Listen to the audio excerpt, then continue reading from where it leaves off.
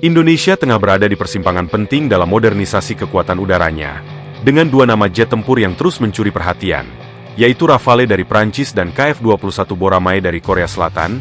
Rafale sudah dikontrak dan segera datang, sementara KF-21 masih menjadi tanda tanya besar, antara akan dibeli atau berhenti sebagai proyek kerjasama semata. Dalam beberapa bulan terakhir, perhatian publik kembali tertuju pada Rafale setelah muncul kabar bahwa Indonesia menandatangani Letter of Intent atau LOI untuk menambah pembelian di luar 42 unit yang sudah dikontrak, di mana LOI ini disebut mengarah pada 18 unit Rafale tambahan, meski belum masuk tahap kontrak resmi. LOI tersebut menjadi sinyal kuat bahwa Indonesia masih melihat Rafale sebagai tulang punggung utama kekuatan tempur TNI Angkatan Udara. Namun perlu ditegaskan, LOI bukanlah kontrak yang mengikat, melainkan pernyataan niat untuk melanjutkan negosiasi ke tahap yang lebih konkret. Jika LOI 18 Rafale ini benar-benar direalisasikan menjadi kontrak, maka total kepemilikan Rafale Indonesia berpotensi mencapai 60 unit. Angka ini akan menempatkan Indonesia sebagai salah satu operator Rafale terbesar di kawasan Asia Tenggara.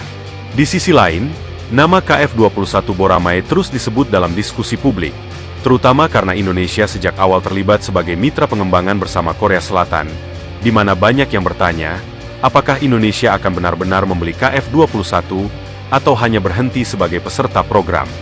Hingga saat ini, penting untuk diluruskan bahwa Indonesia belum menandatangani kontrak pembelian KF-21, termasuk untuk angka 18 unit yang sering beredar. Jumlah tersebut masih berada pada level wacana dan spekulasi, bukan keputusan resmi pemerintah. Keterlibatan Indonesia dalam program KF-21 lebih menitikberatkan pada kerjasama industri, transfer teknologi, serta peluang produksi pesawat tempur di masa depan melalui PT Dirgantara Indonesia. Artinya, fokusnya tidak semata pada pembelian cepat. Berbeda dengan KF-21 yang masih menunggu kepastian, Rafale berada pada jalur yang jauh lebih konkret, di mana pesawat ini sudah memiliki kontrak jelas, jadwal pengiriman, serta paket persenjataan dan pelatihan yang siap digunakan oleh TNI Angkatan Udara.